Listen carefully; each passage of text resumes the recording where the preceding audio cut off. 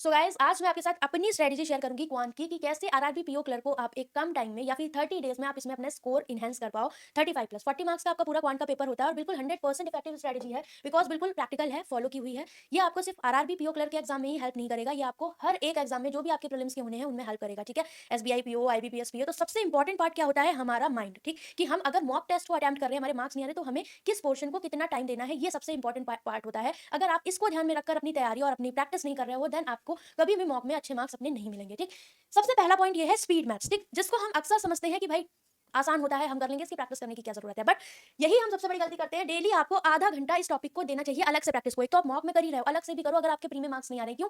आपको ये पोर्शन कितने कितने टाइम में करने हैं, आप वहां तक पहुंच रहे हो उस लिमिट तक, देन कोई दिक्कत नहीं है, आप मॉक लगाइए और मेंस की प्रिपरेशन स्टार्ट करिए, लेकिन उस लेवल तक आपको पहुंचना है। ठीक, अभी मैं सारी चीजें बताऊंगी। डेटा इंटरप्रिटेशन और केसलेट की बात रही, तो केसलेट यूजुअली एस्पिरेंट छोड़ आते हैं एग्जाम में। चलो कोई बात नहीं, आपसे नहीं बनती है, कोई बात नहीं, बनेगी भी। ठीक है, अगर आप डेली 11 AM जुड़ रहे हो तो आपसे सब बनेगा। ठीक है, मेरी डेली क्लास होती है मॉर्निंग में 11 बजे। ठीक, बहुत अच्छे से सारी चीजें सिखा रही हूँ, ऑरल कैलकुलेशन कैसे करना है, कैसे अप्रोच करना है, और अर्थमेटिक सम्स, जिसमें आधी दुनिया दुखी है कि मैं मैथमेटिक नहीं बनती एग्जाम में। ठीक, सब बनेगा। देखो, ये पोर्शंस आपके तभी एग्जाम में अटेम्प्ट हो पाएंगे जब आप यहाँ पर टाइम बचाओगे, राइट? वही नहीं बचता। और आधे से ज्यादा टाइम 25 मिनट तो हम रीजनिंग को डिवाइड करके ही चलते हैं। ठीक, जो कि मैं जानती हूँ 25 से 30 मिनट स्टूडेंट दे देंगे रीजनिंग को, कौन को नहीं देते हैं, जबकि पता है यहाँ से भी काफी स्कोर आप कर सकते हो। चलो, अब मेरी बात को ध्यान सुनो।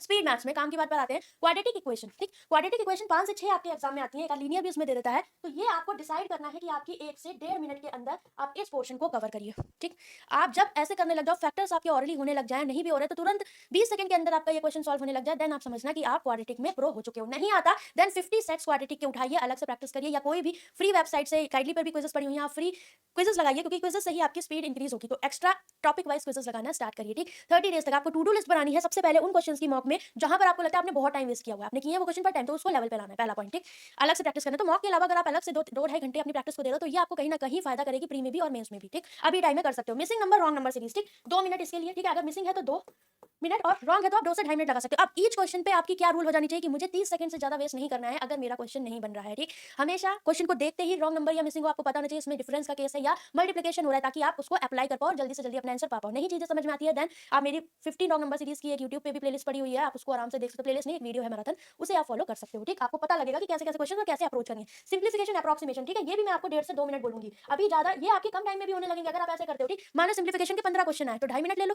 ठीक है, 2.5 मिनट में आपने वो 15 क्वेश्चन करके कोशिश करनी है कि ये करना ही करना है, क्योंकि आरआरबी क्लर्क में बहुत आसान आते हैं ऑरली। तो मेंटल कैलकुलेशन को यहाँ फोकस करना है अपनी मॉक एनालिसिस में, कि ये क्वेश्चन में मेंटली कितना ज्यादा ग्रैब कर पाऊं, वो इंपॉर्टेंट है। ठीक, अब बात आती है क्या आपकी डेटा इंटरप्रिटेशन। ठीक, और जिसको लगता है कि ma'am this is not possible, then you can connect with me at 11 AM। आप आराम से कनेक्ट हुई और वहां पर स्टूडेंट्स को देखिए लाइव वो लोग आंसर करते हैं, और मैं आपको अप्रोच बताऊंगी कि कैसे ये सारी चीजें पॉसिबल है। Right, so this is very important. Data interpretation और केसलेट। ठीक, केसलेट चलो ये आपकी लास्ट में प्रायोरिटी पे मैं रखती हूँ। ठीक है, क्योंकि आप लोग पहले डेटा इंटरप्रिटेशन हो गया आपका और अर्थमेटिक, इस पे फोकस करते हो। तो डीआई में देखो क्या होता है, आपका डीआई पीओ का लेवल है तो लिटिल बिट लेंथी मिलेगी। ठीक, तो अगर मान लो आपको 3 डीआई मिलती है तो लेंथी वाली को लास्ट में रखो आप। ठीक, उससे पहले आपके एग्जाम में जो 2 डीआई आई हुई है जो आपको लगता है कम टाइम लेंगी, उनको आप पहले सॉल्व करिए। तो थोड़ा सा एनालिसिस करनी पड़ेगी जब आप मॉक देते हो, तो इन सब चीजों को ध्यान रखिएगा कि क्या करने लायक था। अब डीआई में 40 से 50 सेकंड, अगर कोई डिफरेंस बेस्ड डीआई आपको कुछ वहां पर टेबल बनानी है, देन इससे ज्यादा टाइम आपका नहीं लगना चाहिए। सिर्फ वैल्यूज लिखनी है, देन 30 सेकंड बहुत है, और अगर उसमें थोड़ा जोड़ घटाना करना है, डिफरेंस दिया है, एक्जैक्ट वैल्यूज निकालनी, then you can take 40 to 50 second. Right, इसके बाद क्वेश्चंस को जितना ओरली समझ के करोगे, हाउ मच मोर और लेस का कॉन्सेप्ट है, परसेंटेज मोर दिया है, लेस दिया है, मेल फीमेल का रेशियो दिया है, उन चीजों को उसी यूनिट वाइज समझ के कॉपी पे लिखना, क्योंकि टेबल आपकी कॉपी पे बनी ही होगी। ठीक,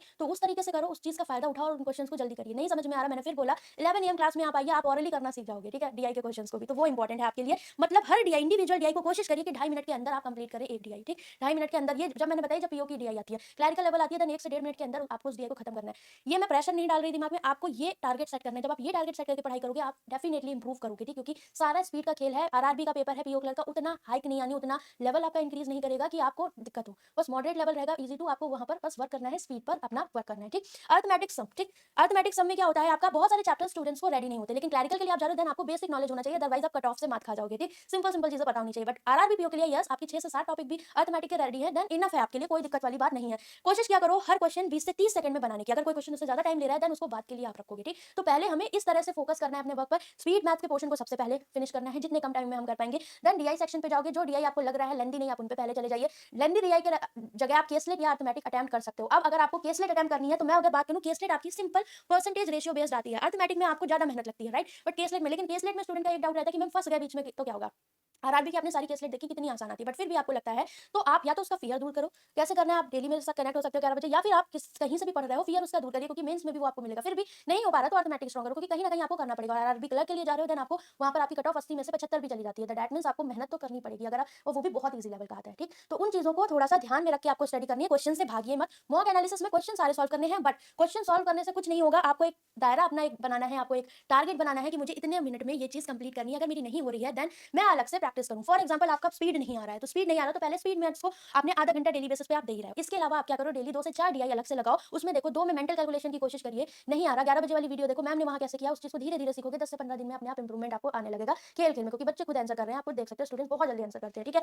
इसके अलावा मेंटल कैलकुलेशन है इंपॉर्टेंट। फिर उसके अलावा आपको अर्थमेटिक में प्रॉब्लम है, देन डेली 10 से 15 अर्थमेटिक बना लो कि मुझे प्रैक्टिस करनी ही करनी, क्योंकि वो आपको प्री मेंस सब में फायदा करेगा। कॉन्सेप्ट रिवाइज होंगे, आप जो चीजें भूल जाते हो वो आपको आएगा। तो ये एक प्रोसेस है, ना कि ये बस कह दिया कि how to score, that means ये कुछ नहीं होता, बस आपको वर्क करना है। तो मैंने आपको प्रॉपर डायरेक्शन बताया कि इंडिविजुअली आपको कितना कितना टाइम देना है। जैसे केसलेट की बात करें तो 1 से 1.5 मिनट आपका केसलेट बनाने में लगना चाहिए, और क्वेश्चन तो मैं बात करूं तो 2.5 मिनट आराम से आपकी एक केसलेट ले लेती है, ठीक है, प्रीलिम्स के पेपर में जितना डेटा इंटरप्रिटेशन लेता है। तो आराम से आपको उस तरह से प्रैक्टिस करनी है। नई चीजें बन रही तो टॉपिक वाइज अलग अलग से करना है, ठीक है। तो वो कोई बहुत ज्यादा टाइम नहीं लेगा आपका, 2 घंटा आप मान लो, 2 से 2.5 घंटा अलग से क्वांट को दे रहे हो आरआरबी के पेपर के लिए अपने मॉक के अलावा, तो कोई दिक्कत नहीं, क्योंकि ये वर्क आपको सिर्फ और सिर्फ 1 से 1.5 महीने, मैंने कहा 30 दिन में आप इंप्रूवमेंट देखोगे, बहुत इफेक्टिव है। अगर आप अभी 30 दिन करोगे तो आने वाले सारे एग्जाम में आपको वो चीज बेनिफिशियल रहेगी, ठीक है। So this is all about today. I hope आपको समझ में आएगा कि कैसे हमें इन चीजों को डिवाइड करना है, बिकॉज किसी को सुनना इज वेरी इंपॉर्टेंट थिंग, ठीक। इसके अलावा आपकी डेली क्लासेस हो रही है, मैंने मेमोरी बेस्ड भी सारे करवा दिया, तो सारी प्लेलिस्ट जो इंपॉर्टेंट है गाइस वो मैं आपको प्रोवाइड कर दूंगी। कोई आपका डाउट हो आप कमेंट करके पूछ लीजिएगा। मेंस की क्लासेस जितने स्टूडेंट को चाहिए आरआरबी पीओ क्लियर के लिए मुझे कमेंट करके जरूरत है, ठीक।